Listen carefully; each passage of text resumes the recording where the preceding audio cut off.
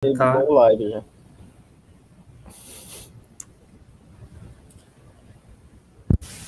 Bom dia, pessoal. Bom, hoje estamos de volta aí com os nossos seminários FAMB, um pouco atrasado esse ano. Um atraso aí acadêmico. Esse ano estamos eu, a Juliana, como coordenadores aí, né, responsáveis por organizar os seminários FAMB, junto com a Vivian, a Renata e o Pedro, tá? Alunos aí da pós-graduação. Então, estamos abertos para sugestões de palestrantes, sugestões de temas, de seminário. E nós temos em mente conseguir trazer pelo menos um palestrante internacional por mês, né? Essa é a meta. E nós pretendemos também trazer sempre um ex-aluno FAMB para falar aqui um pouquinho sobre o que a FAMB, né, proporcionou para ele e onde e como e por que eles conseguiram chegar onde eles estão hoje no mercado, né, nas suas respectivas profissões, e como que a pós-graduação FAMB foi importante para isso. Bom, então, para começar, nosso seminário FAMB de 2021, nós temos o professor Ross, da Universidade de Harvard, então, inaugurando aí nossos seminários FAMB internacionais, né? Seminários internacionais FAMB. Então, vou começar agora para o Ross ficar muito sem entender o que está acontecendo. So, Ross Berbeco, it's a great pleasure to have you here. It's very nice to have the opportunity for you to talk to our students in our physics and medicine biology program. Ross is a collaborator of me. It was a collaborator of me back in 2013 when I was doing my PhD research in Harvard, and I produced some nanoparticles, and I had to radiate, and then I contacted Ross. He was not my advisor, but he was a collaborator, very open to help every time I wanted. And he works in a research area that is very hot and very interesting for our program. So that's why he is the first invited speaker for our seminar this year. So I will talk a little bit about his CV. It's very extensive, so let's start. So Dr. Berbeco is a professor of radiation oncology in Harvard Medical School and the director of medical physics research at Brigham and Women's Hospital and Dana-Farber Cancer Institute. He received a undergraduate degree in physics and astrophysics by the University of California in Berkeley, and PhD in physics, right? Working on high energy physics by the University of Michigan. And since 2002, he has performed research and teaching and clinical duties in the field of radiation therapy physics at Harvard Medical School. So his area of research expertise include image-guided radiation therapy, four-dimensional PET-CT scans, preclinical irradiation, and nanoparticles in radiation therapy. He has led pioneering studies in all of these fields. Most recently, he has focused on original concepts of nanoparticles as vascular disrupting agents, as well as clinical beam's eye view imaging of lung cancer therapy. So he has published more than 100 papers, in radiation therapy, and have received more than 5,000 citations and have earned grants totaling over $5 million. So it's a very active research in the area of radiation therapy physics and nanotechnology for medical physics. So once again, thank you for accepting our invitation, and you can start your presentation. Great. Thank you very much.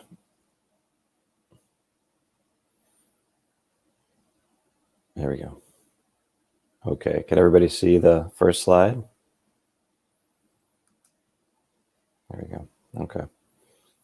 So thank you very much for the invitation to be here this morning. I wish that I could be there this morning. Wish we could all be in the same place together. that would be more fun, but this will have to do. If you have questions, feel free to interrupt during the talk, and I'll hopefully be able to answer them. So in that very nice introduction, it was described that I do research in a few different areas. And so this morning I'll be talking about one of those areas, which is nanoparticles in radiation therapy. And there are so many different kinds of nanoparticles and so many different applications that I'll really just be focusing on a couple that we've been working on here in Boston. But that's not to say that this is everything that's happening. There's so many other interesting things happening in nanoparticles and radiation therapy. So first off, I need to acknowledge all the folks that have done work on this. Multidisciplinary group from our institution, Dana-Farber Cancer Institute and Brigham and Women's Hospital, as well as local universities, Northeastern University, Boston University, MIT, and internationally in Canada, France, specifically a lot of collaborators in Lyon and Grenoble, and with a few different companies, and funding support from various sources, including NIH. I have no conflicts of interest to disclose. So this area of research I described as multidisciplinary, and it really is the combination of the three basic building blocks of science: biology, chemistry, and physics. And it really combines all of them, and it requires input from experts in all of these different areas. And so my education and background is mostly in physics, and so I've had to rely on collaborators with expertise in biology and chemistry to work together, and that's been really fun and educational for me, and really an exciting way to do research. That being said, please excuse any mistakes I make on the biology and chemistry side, as well as the physics side, please. So the idea of using nanoparticles with radiation therapy has been increasing in interest over the past many years. If you do a search on PubMed for nanoparticles plus radiation therapy, you can see this increase in publications over the years, which is just one way of assessing this. Because this group that I'm speaking to, I think, is a little diverse. I know it's medical physics, but I understand there are participants who focus mostly on imaging. I'll just, in one slide, describe what radiation therapy is. Basically, we're treating cancer with radiation, and the majority of cancer patients will receive radiation therapy at some point in time. So it's a very widely used modality. The vast majority of radiation therapy is delivered with one of these devices you can see in the pictures, which are medical linear accelerators, or LINACs, and they accelerate electrons to very high energies, and then the electrons hit a target, which generate high energy X-rays, which are then used to treat the patients. The energy of these photons that are created are generally in the MV range, megavoltage range. So about 6 MV is a very common energy that we use for treating patients. At our institution, Brigham and Women's Hospital and Dana-Farber Cancer Institute, we treat about 200 patients every day, just in town, and then we have some centers outside of Boston that we treat another 200 patients every day.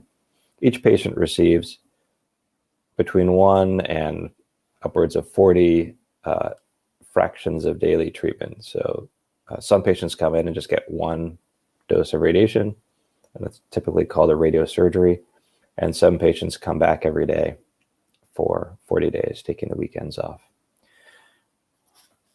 And here on the bottom, you can see what a typical treatment plan might look like. This is an axial slice of a CT image through a patient, where you can see the kidneys here, right and left, a little bit of liver, and the stomach here.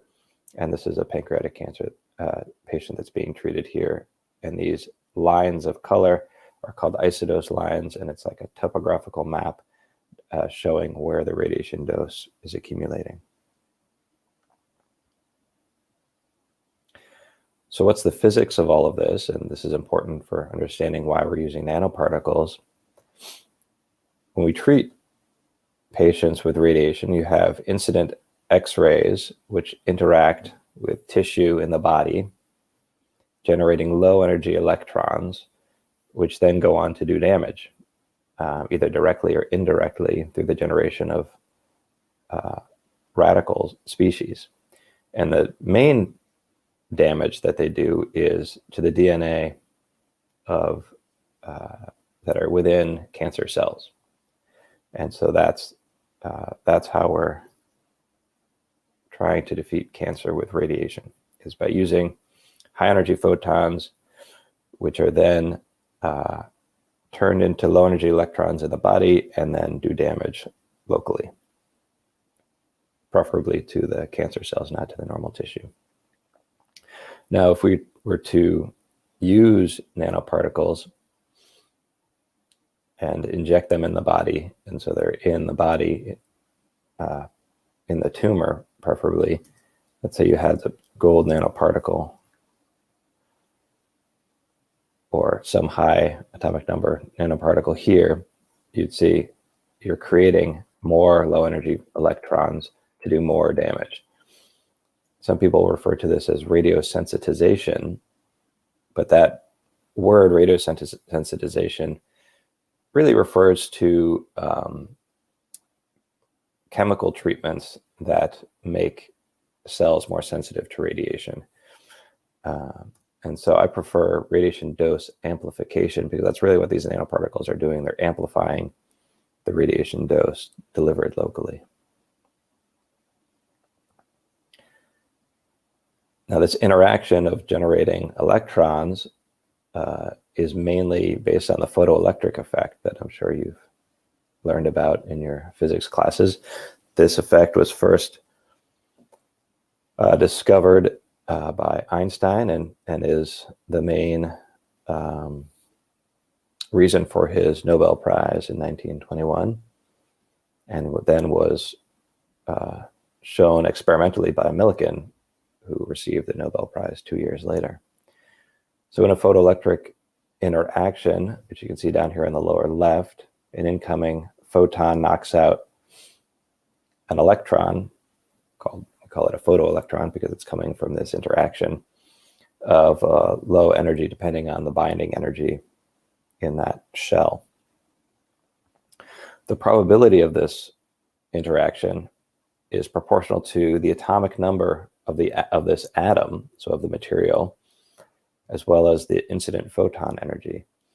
And so you can see it's proportional to Z cubed, so the atomic number cubed, and this means that if we use high atomic number materials here, we're going to have a greater probability of this interaction.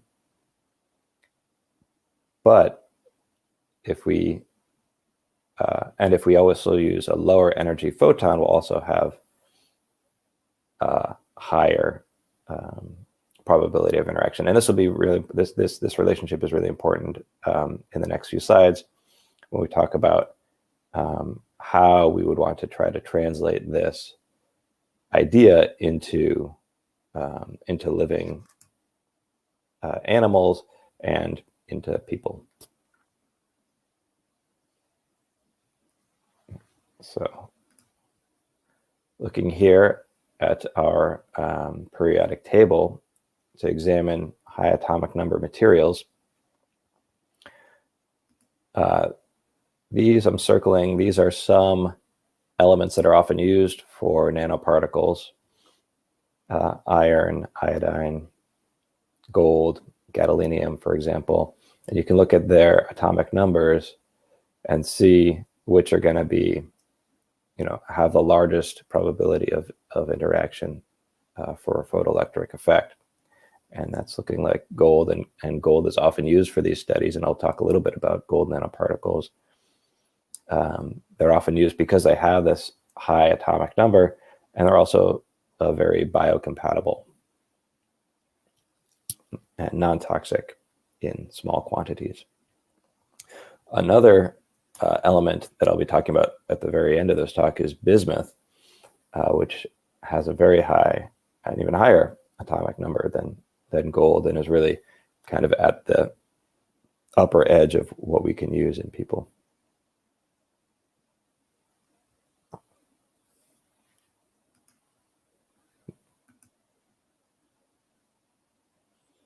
Okay, I see some questions in the chat, but I can't. If you want to cut in and ask, that's fine.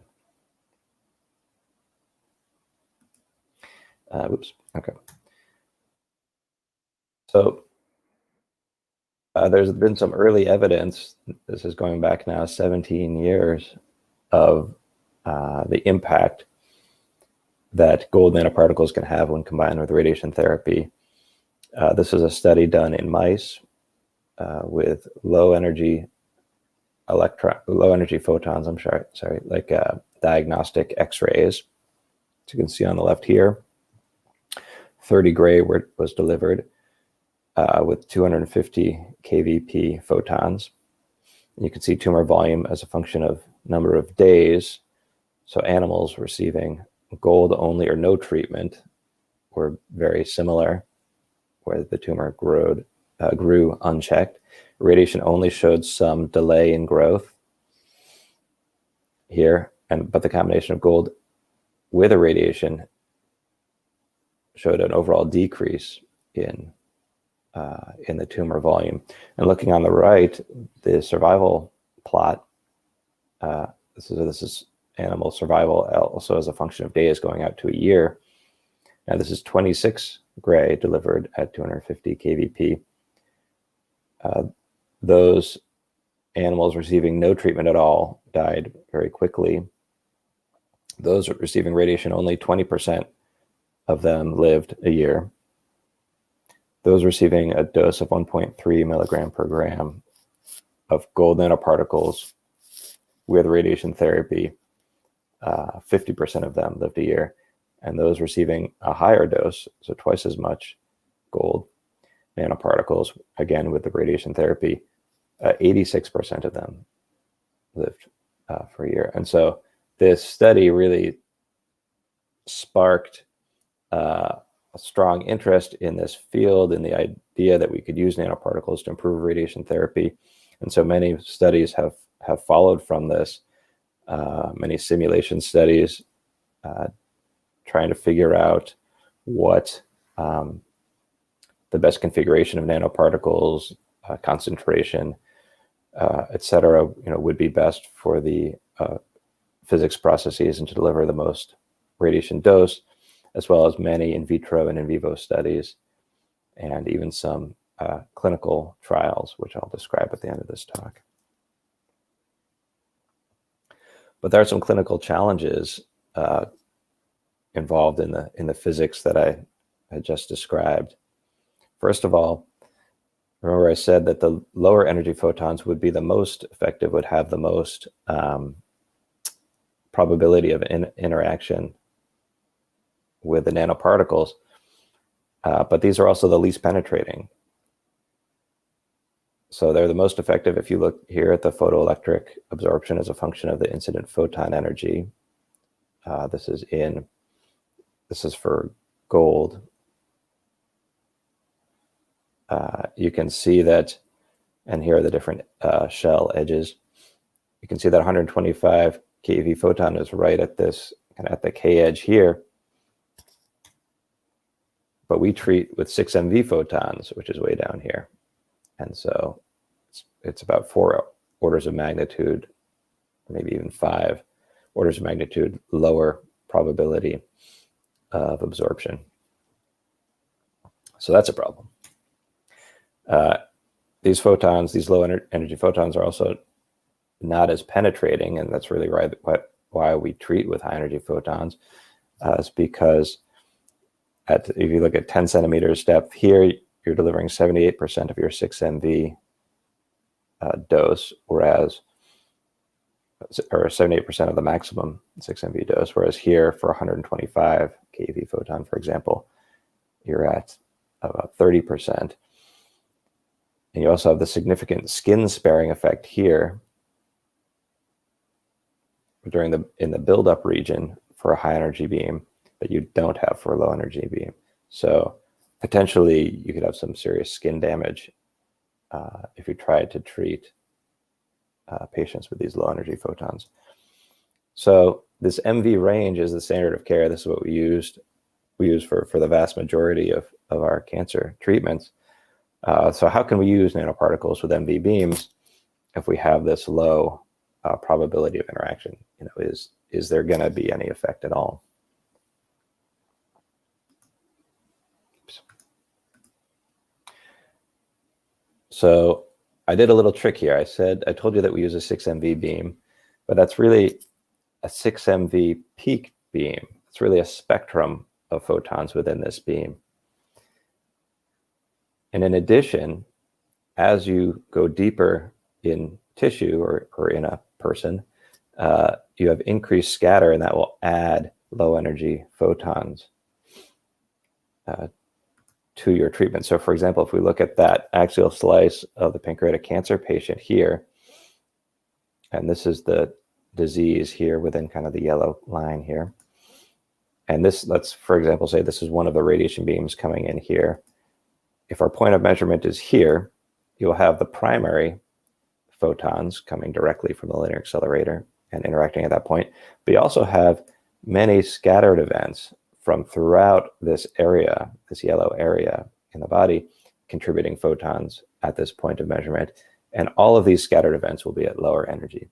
And so the deeper you go, the more scattered events will be contributing. The ratio of scattered to primary will be changing. And the beam will soften, essentially, will include more low energy photons. Oops. And so, for example, if you look at the photon energy spectrum for a 6 MV beam, in red here, the red line is what the spectrum would look like at 2 centimeters depth. And you can see, yes, it's peaked at 6 MV here, but or the maximum is 6 MV, but it's really peaked here around a couple hundred kV was where the maximum is where the most photons are. But as you go deeper, you go towards the blue line here, which is 10 centimeters depth, and you get a softer beam. Everything's kind of shifting to the left here, to the softer. And looking at gold specifically, the K edge of gold is 81 keV, and you can see that's pretty close to that peak right there. So right in the sweet spot of that 6 MV beam at 10 centimeters depth. So maybe the depth is, so maybe the energy, the 6 MV beam energy isn't as big a problem as we thought it would be. Okay, let's see. So we've studied this using Monte Carlo methods as well as in vitro. So these are cell studies. We looked at depth in tissue, radiation field size, so how big the aperture is, and location in the field, like whether you're measuring at the center of the field or out towards the edges. And we found in both the Monte Carlo and in the in vitro studies, they were consistent with each other. Found that as we go deeper in tissue, that the effect becomes larger, that you have a larger degree of damage, as we had expected theoretically. And we saw this both in Monte Carlo and in the in vitro experiments. And for the radiation field size, we would expect as the field size increases that you have more scatter contributing, and that a bigger field size would mean a larger effect with the nanoparticles, and that is what we see in both the Monte Carlo study and with the in vitro study. And in the location in the field, as you get further away from the central axis, the effect is smaller than you see in these other clinical parameters, but you do have a lessening of the impact of the nanoparticles with the radiation as you get further out towards the edges.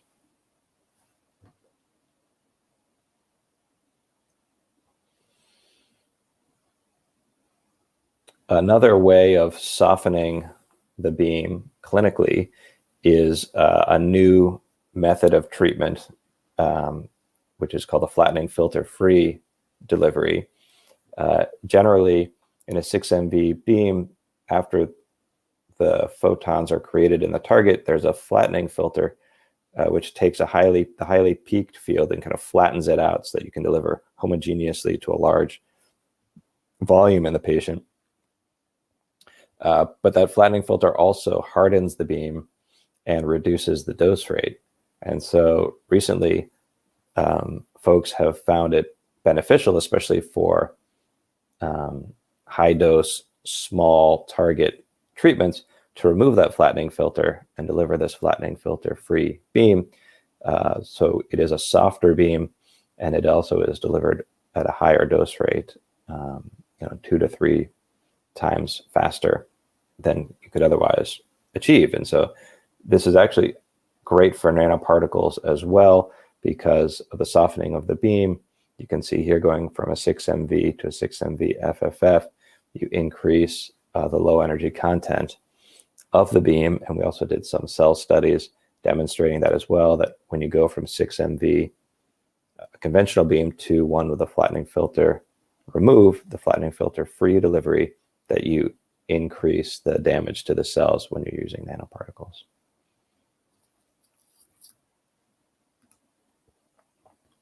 Another method that is not currently available, but maybe someday, and it's worth talking about because it's really interesting. Our collaborators in Nova Scotia, Canada, have come up with this idea of changing the target itself. So changing the method by which those high energy electrons are turned into photons that we use for treatment.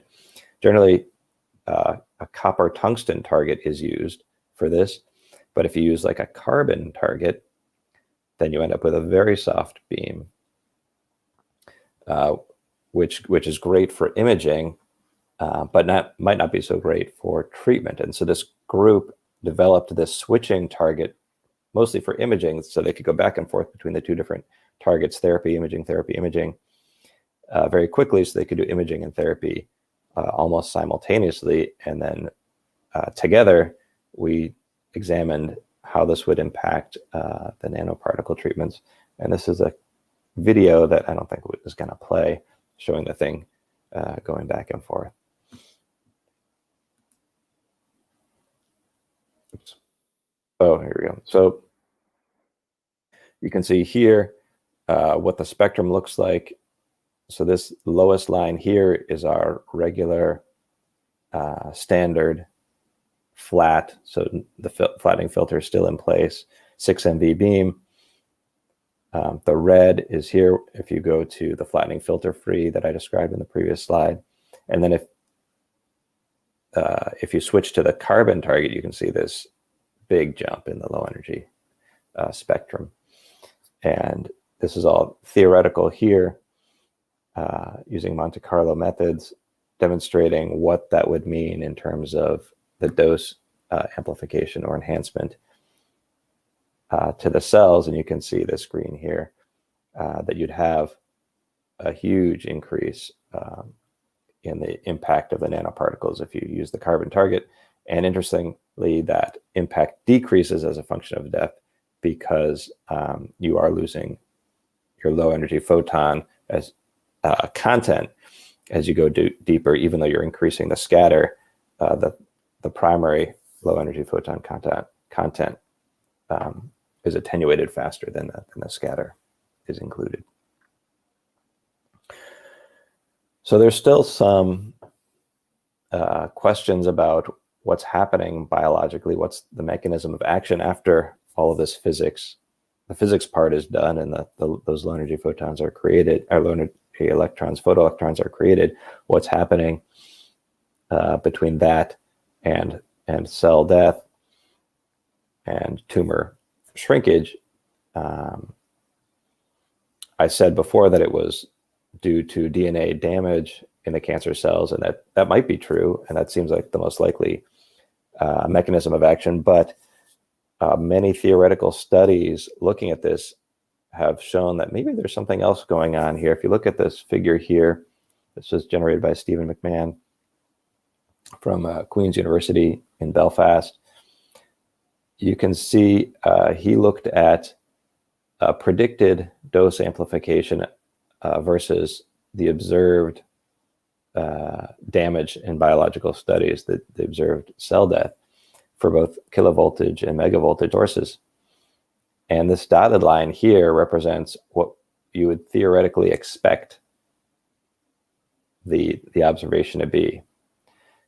And you can see that for both kilovoltage and megavoltage sources, the observed damage far exceeds what is expected theoretically. So the theory is not predicting well what we're observing experimentally. And so that leads to the question is, are our simulations wrong? Or are they right from the physics perspective, but there's something happening on the biology side that we just don't understand yet?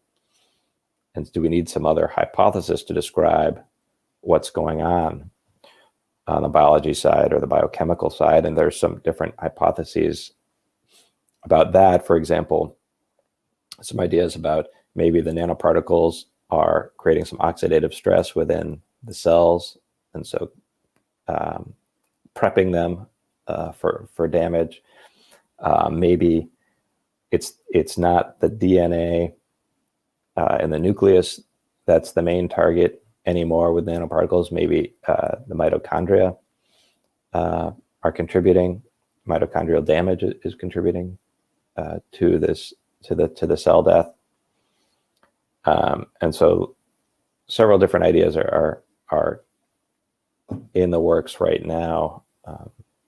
People are examining this idea, but clearly something else is happening beyond just the physics, because the effect that we're seeing experimentally is larger than we'd expect theoretically. So another clinical challenge, there's a lot of clinical challenges here. Another one is the distribution of the nanoparticles within the tumor. So we'd like the nanoparticles, if this is the tumor, this blue thing here, and these gold circles are the nanoparticles. We'd like the nanoparticles to be distributed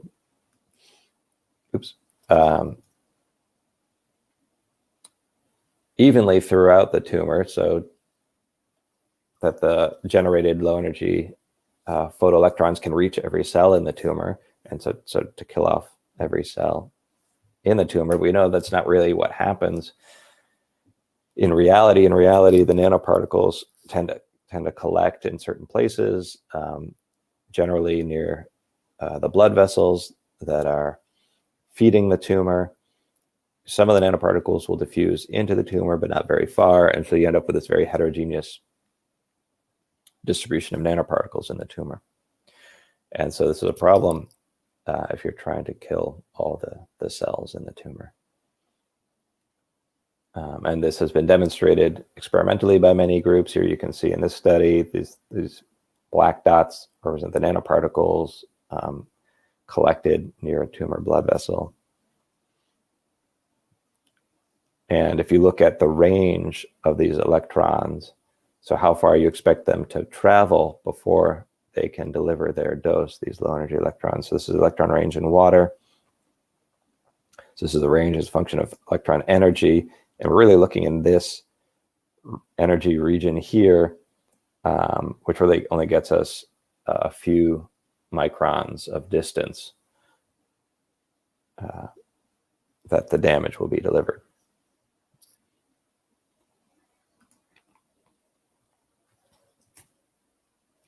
So we thought about this idea, and we noticed that in the literature there's a long history of using the blood vessels as a target themselves, as a therapy target. damaging tumor blood vessels as a way of damaging the tumor as a whole and shrinking the tumor as a whole.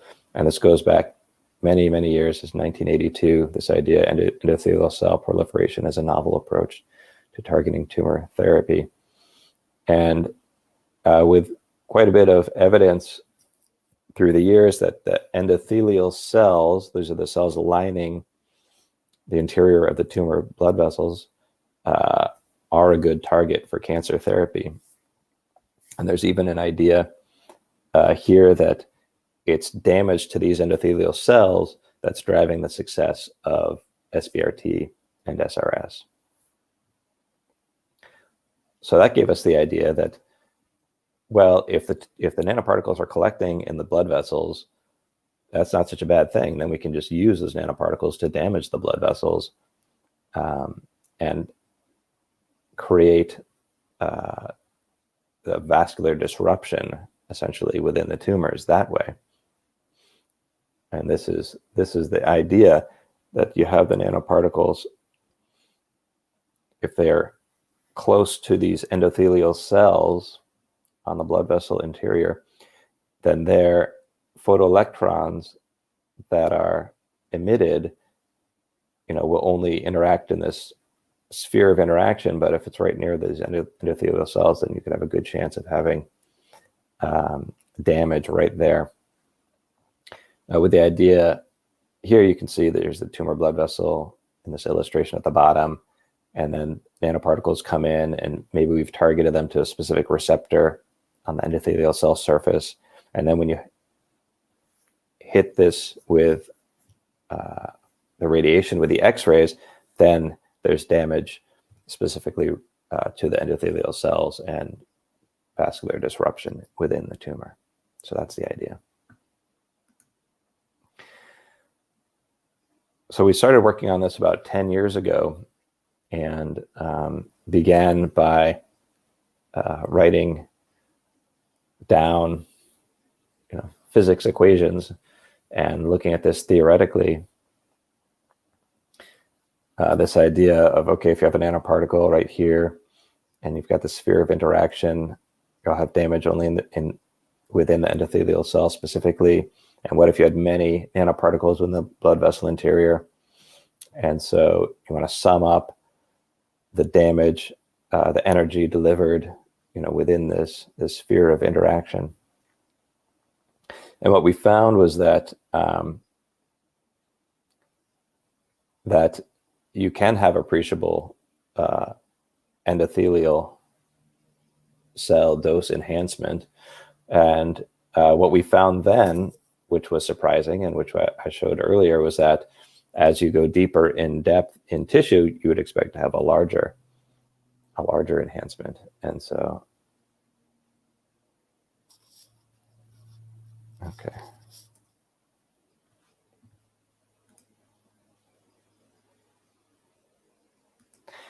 Oops.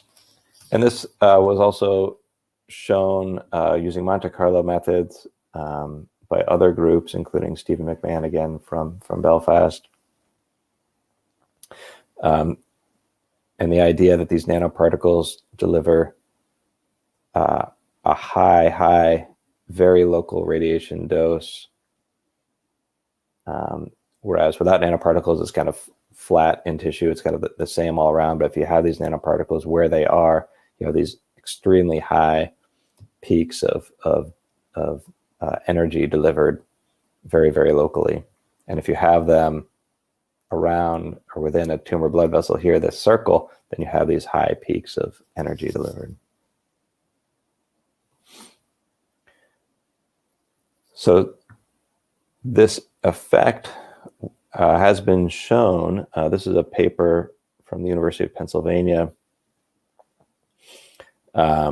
using gold nanoparticles. These are untargeted, and so they just happen to collect in this glioblastoma model. 20 gray was delivered at 125 kVp, and they looked at the co-localization of the DNA damage that's given to us by this gamma H2AX foci and the endothelial cells, which can be seen looking for CD31. And what they found was that a strong correlation of damage specifically in the endothelial cells in these models. And in addition, a statistically significant increase in the median survival of these animals.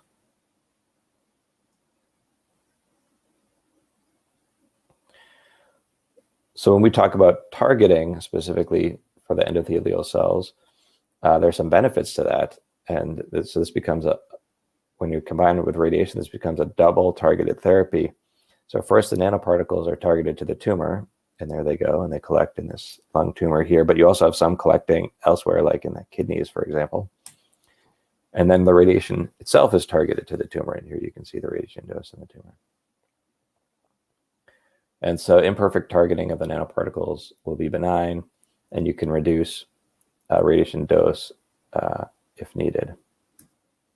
And I think I need to go a little faster here. This is similar but different to a new therapy that's in the clinic now called Lutathera, so it's lutetium-177, which is a injected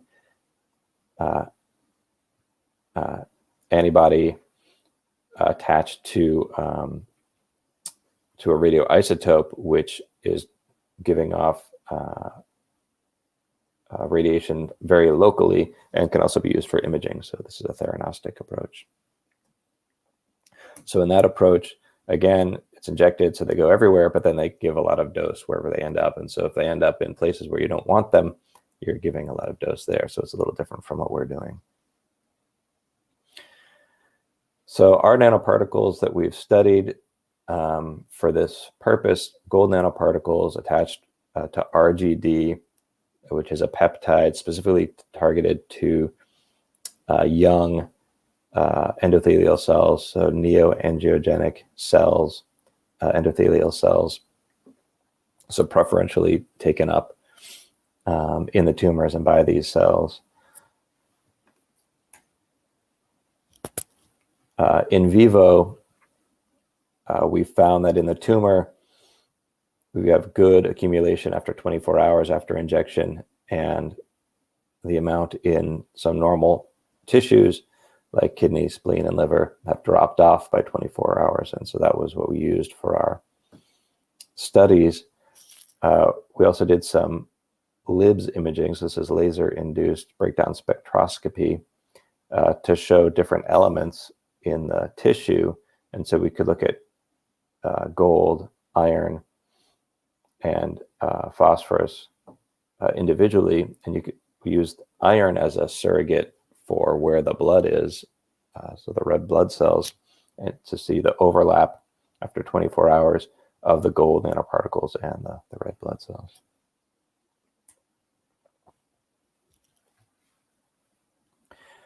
We also did some TEM imaging to see where the nanoparticles are, and so here you can see this is a blood vessel. You can see the red blood cells here. And so zooming in on this endothelial cell here, which you can see in this panel here, this is the inside the blood vessel, and this is the endothelial cell. And you can see this endosome being created here. And if you zoom in on that, you can see the nanoparticles being taken up by this endosome. And we believe that's how they're entering these endothelial cells, is taken up by these endosomes.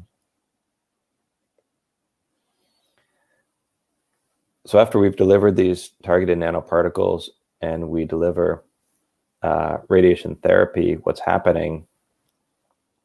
We looked at many different assays for this, but I think this bottom one really illustrates it the best.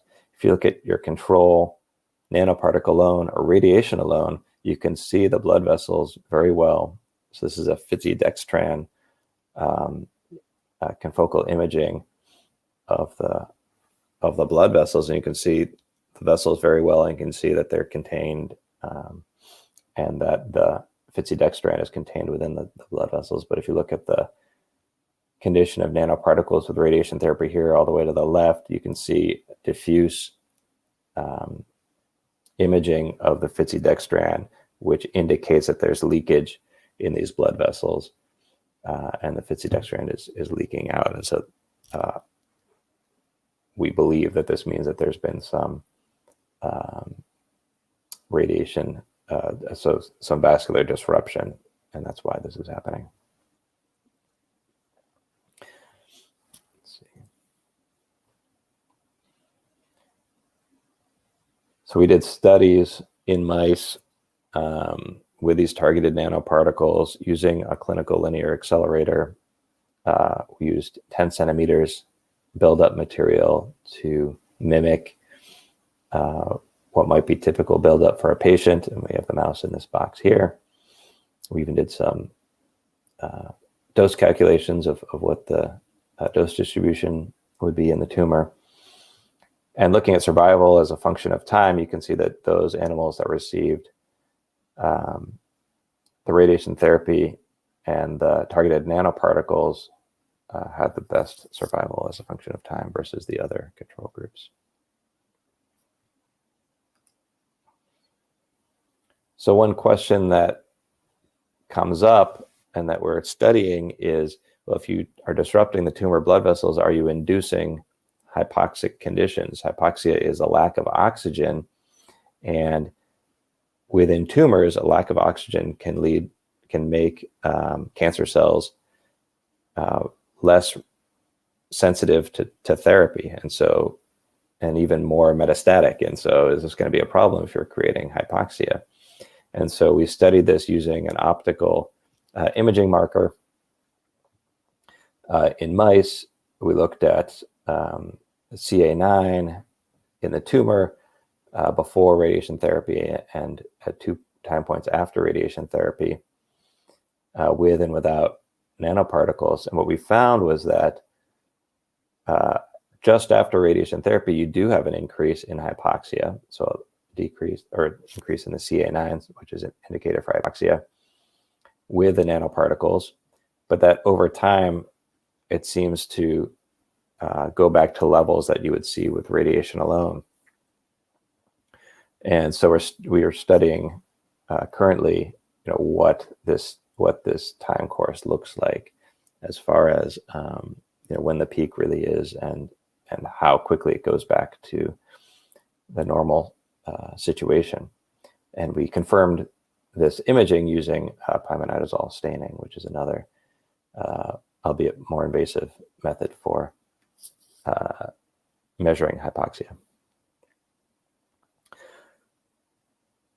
So an idea that came about looking back at this image here, seeing the diffusion of this phytidextran in the tumor after vascular disruption, gave us the idea, well, what if we deliver a drug after vascular disruption? Could we have better drug delivery? And so again, here's that illustration of the vascular disruption with radiation therapy. But then if you send in a drug afterwards, can you get more drug into the tumor? So using this as a triggered drug release. And so we studied this with 2 different imaging modalities, MR imaging, fluorescence imaging. The MR imaging was studying a fast or short circulating nanoparticle, which you considered like a model drug, but it was MR, had MR contrast. And then the fluorescence imaging was for a longer circulating model drug. And what we found was that after this vascular disruption, you did have this increase in uptake of the nanoparticle of the short circulating model drug, which was significant. So this disruption was leading to a short-term increase in this model nanodrug. And over time, so now 48 hours and 72 hours afterwards, you still had an increase in the model drug in the tumor. And so this is giving us some confidence that if we were to do this study with an actual drug, that you could see a greater impact. And so that's ongoing work. Looking at the functionality or the physiology of the tumor using dynamic contrast enhanced or DCE MRI, we looked at such factors as K-trans, K-ep, and AUC. K-trans is the vascular permeability. It's very commonly used to see how the tumor is functioning as far as permeability or leakage of the tumor vasculature, and then the K-ap is measuring how much material it can go back into the blood plasma from the tumor. And so, if we want drug permeation and retention, we would want higher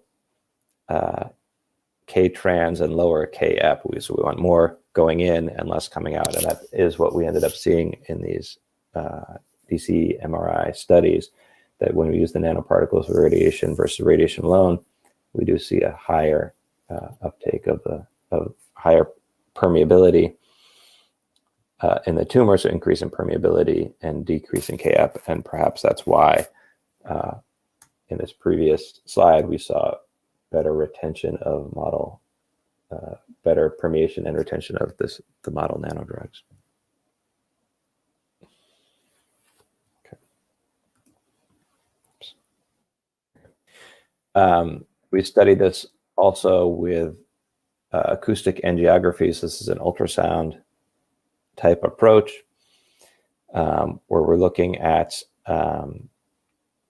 the tumor blood vessels using ultrasound and microbubbles. And so here's an example of a mouse with got the targeted nanoparticles and radiation therapy versus radiation alone. This is pre-treatment. This is 24 hours post radiation therapy, and this is 1 week post radiation therapy. And so you can see for this example, with the targeted nanoparticles, you do have this increase in diffusion of the microbubbles in the tumor that you don't have in the RT only group. And as a function of time, this is the time course that we saw over several months for the two groups. So when will we see nanoparticles in the radiation oncology clinic? And I know I'm running out of time here. So there's a nanoparticle called AGIX, which is developed by a group in France, which has this polysiloxane matrix and these DOTA sites, which are chelated with gadolinium atoms. Remember, gadolinium is high atomic number, maybe not quite so much as gold, but still very high. And many in vitro and in vivo studies have been done, including by our group, with the idea that this could be used for image-guided clinical radiation therapy. So not just the radiation enhancement that I talked about, but also for MRI imaging, because it is gadolinium, and perhaps for both at the same time using like MR-Linac. And so we've done some studies in mice with the AGIX showing uptake. This is an MRI over a function of time, so it's very short uptake. These are passively accumulated, very small, 4 or 5 nanometer nanoparticles, and biodistribution also as a function of time, showing fast uptake in the tumor. Studies were done in monkeys prior to the clinical trial that I'm going to describe to assess safety and as well as imaging potential. So this NanoRad study, this phase 1 study, was performed in France and finished a year or two ago. So this was a phase 1 study, so just to assess the safety of the nanoparticles in people. So these were patients with multiple brain metastases, so very poor prognosis. And this was a dose escalation study. So they're treated with whole brain radiation therapy, 30 gray times 10 fractions, which is kind of standard for this disease. But for patients in groups of 3, dose was escalated through several nanoparticle dose levels to assess safety. And not only could safety be assessed, but also because their imaging was done, the investigators could look at MR contrast of the nanoparticles in patients as a function of the dose, the injected dose. If you have more injected, are you going to see more contrast? And they did, which one would expect. But also they could look at some therapeutic response. Even though it was only 15 patients total in the study, there were many, these are multiple metastases, there are many, many lesions. So there are actually, many data points to be assessed. And what they found was that up here in the upper right, as a function of the tumor size, the change in the tumor size, pre-treatment versus 1 month after treatment, versus the MRI enhancement 2 hours after IV injection, then this is a surrogate for uptake of the nanoparticles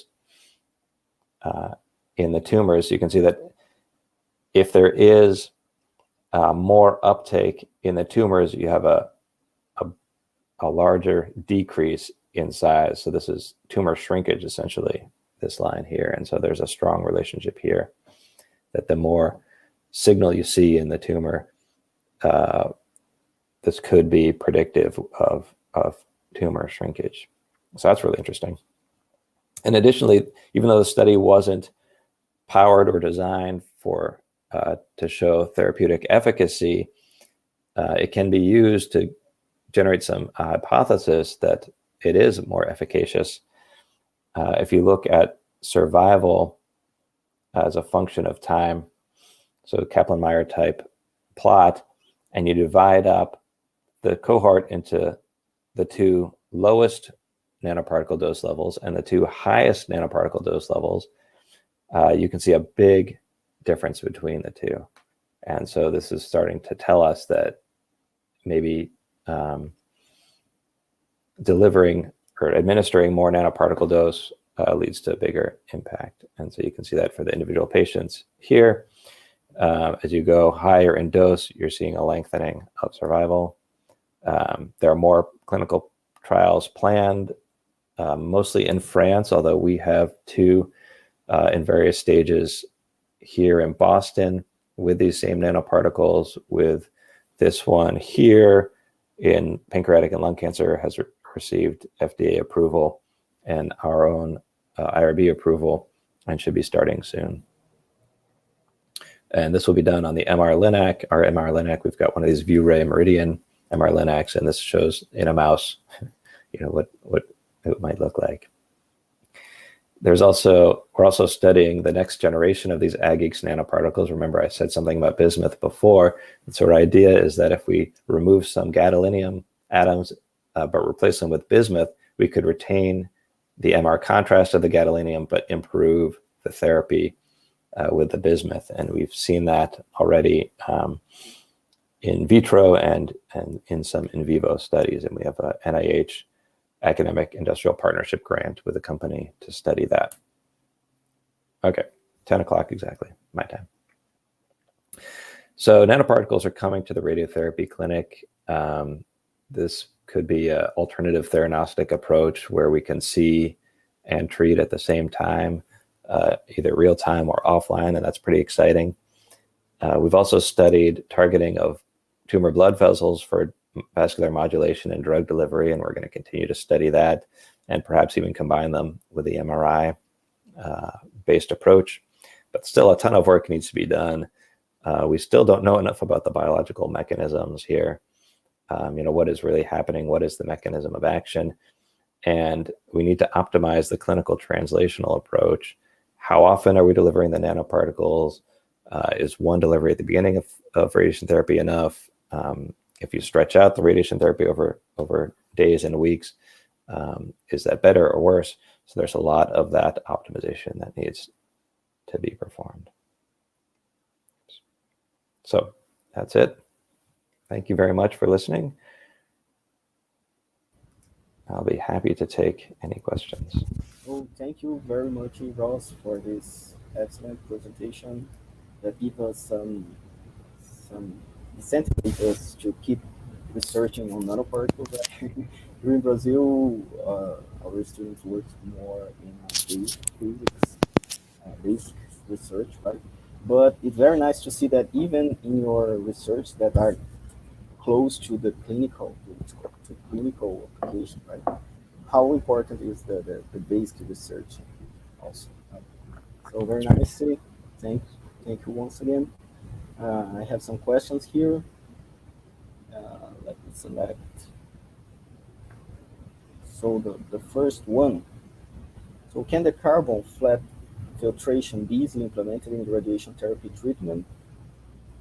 Like, is this carbon filter? It's a question from Yara Lima. Don't know. This carbon filter is available commercially? Yeah, that's a good question. So, right, if you wanted to, so it's not really available commercially for treatment right now. It could be if one of the companies wanted to do this. It is interesting in some newer Varian true beam linear accelerators. They do have an imaging beamline. So this is a 2.5 MV beamline, which does use a different target, although they won't tell you what it is. I think, and I forget what it is. I think it might be copper. So they do use a different target, but that's only for imaging, and they specifically keep the dose rate low. They don't want you to treat people with it, but eventually, if we build up enough evidence, then maybe the companies will produce this. So to do these studies that were done by this group in Nova Scotia, they have to open up their linear accelerator and change the target, and they're willing to do this, but not everybody is. I'm not. Okay. So very good question. Thank you. We have some more questions regarding the carbon. So Patricia Nicolucci, it's our professor in our department, working on radiation therapy also. Yeah. So when the carbon target is used, is there still a skin spur effect? Yeah, good question. Much less, much smaller effect. You're getting closer to having a low energy photon beam. You have this contamination of low energy photons, and so there's much less skin sparing. That being said, treatments nowadays, we use this VMAT treatment, so we treat from many angles, so we spread that dose out much more than in the old days when we'd only treat from 2 or 3 or 4 specific angles. So I haven't done that study to see if what the impact on skin would be, but that's an important consideration. Yeah. So next question, Oswaldo Baffa, he's also a professor, and thank you for the excellent seminar and review. Could nanoparticles be producing an effect similar to flash radiation in tumors? Yeah, what a great question. More of the oxygen around, right? That's the supposed mechanism of flash. Yeah, no, that's a really good question. Is it a similar effect? Are we delivering these high doses so quickly that we're not having, that we're able to have a similar impact as flash?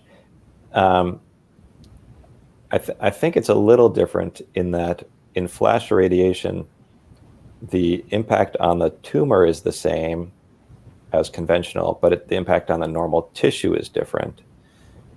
Right, you're reducing damage to normal tissue in flash radiation. That's the big benefit with delivering these doses so quickly. So whereas for us, for the nanoparticles, delivering the nanoparticles hopefully to the tumor preferentially, we're increasing the therapeutic effect in the tumor, and we're not doing anything to protect the normal tissue. I think it would be interesting to do both at the same time. I think that would be a really interesting study where you can reduce the impact on normal tissue and increase the impact to the tumor at the same time. I think that would be really cool. Yeah, another question.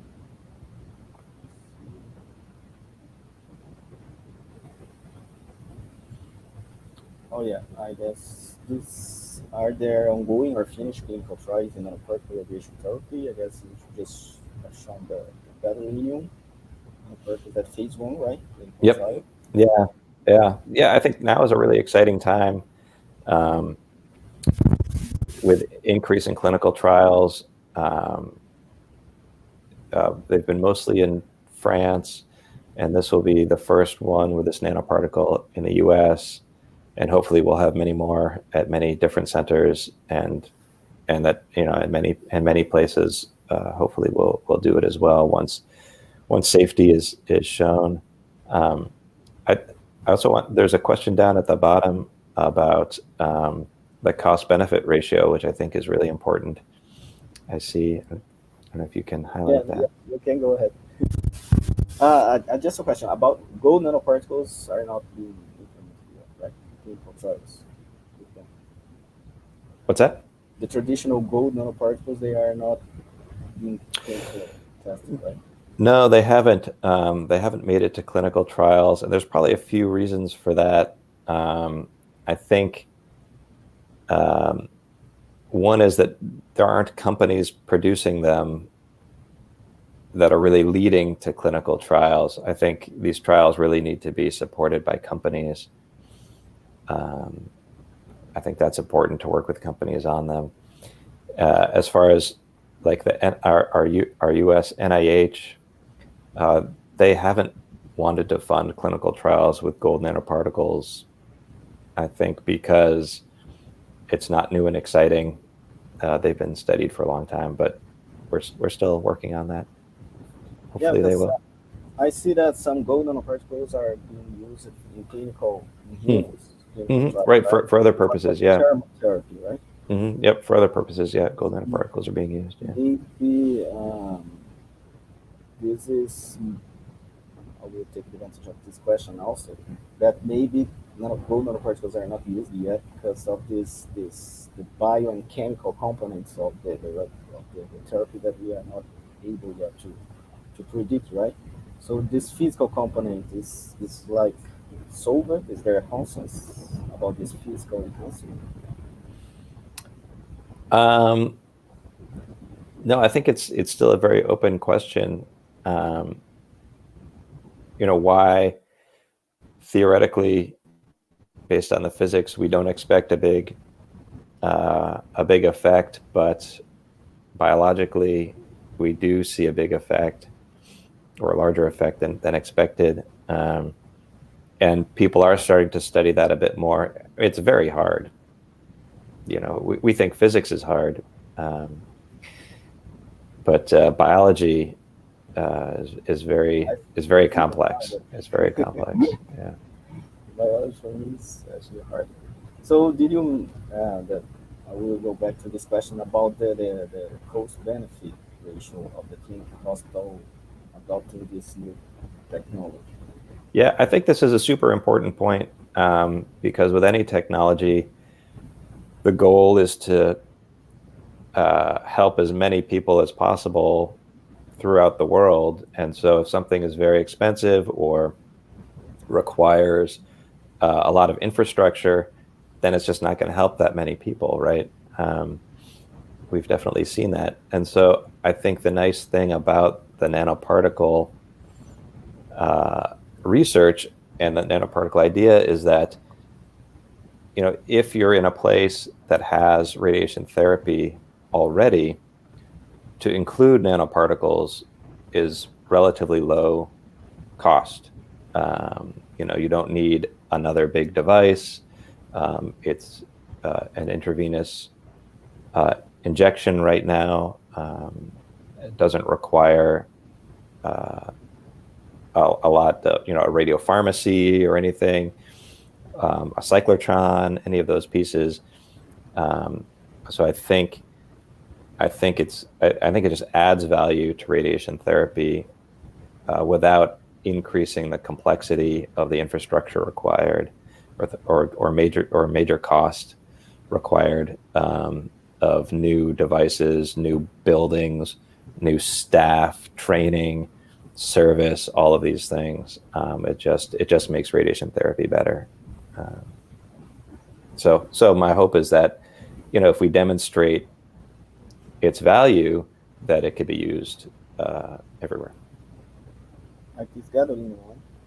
The gadolinium one, I have my own question. Is this a nanoparticle or a molecule, like with polymer and gadolinium bind to? I don't know. What's the difference? It's very small. It's like a molecule. It's like a drug that goes inside easily, right? The nanoparticles has like 5, 10, 20 nanometers. Yeah. So it is. Usually, Yeah. So the AgGeeks is very small. It's 5 nanometer, 3 to 5 nanometer size. So it is. Yeah. So it is very small. Because there's a distinction, right? If it is a drug or a device, I guess it's easily to be approved by FDA, for example, as a device than as a drug. Yeah. So, Yeah. So we want it to be a device. Yeah. If it is a device, it's going to be A little easier. maybe easily implemented in things. Right. So a more basic question, I guess the last one from which also know this one. Can clusterization of nanoparticles inside the cells lead to a cellular scale grid therapy? Interesting. Like, Yeah. Wow, that's a very interesting idea. I think I've never really thought of this as being like grid therapy, but I think in some ways it is. And I don't know what the latest thinking is on grid therapy. If it's like giving, I would say that it's giving high doses in some spots and lower dose in another spots, but then this higher dose in a one spot can treat or something like that. Right, and it has a less effect on the normal tissue on the way in, right? Yeah. I think that's part of it. Yeah, it could be very similar.